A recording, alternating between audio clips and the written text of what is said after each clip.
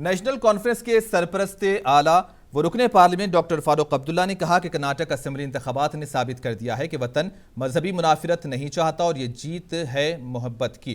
انہوں نے کہا کہ ایک طرف سے محبت تھی اور ایک طرف سے دباؤ، اور جو بھی اب سیاست کی جائے گی اگر اس میں مذہبوں کا استعمال کیا جائے گا، مجھے امید ہے کہ ہندوستان کے لوگ مذہب کی لڑائی نہیں چاہیں گے۔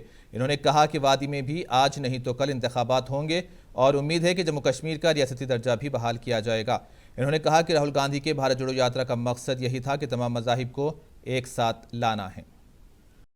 نتائج نے یہ ثابت کر دیا کہ وطن مذہبوں کی لڑائی نہیں چاہتا، ہر مذہب کی قدر کرتا ہے، اور یہ جیت ہے محبت میں۔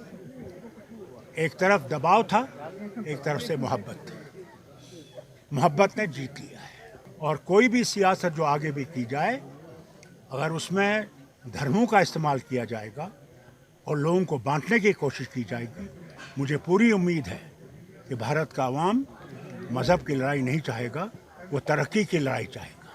وہ چاہے گا کہ ان کے بچے نوکریوں میں لگیں، وہ چاہے گا کہ مہنگائی نیچے آئے، وہ چاہے گا کہ ہم لوگ خوشی سے رہ سکیں اور ان لڑائیوں اور جھگڑوں سے نکل سکیں اور آبادی اچھی طرح سے ہم لوگ ترقی کر سکیں۔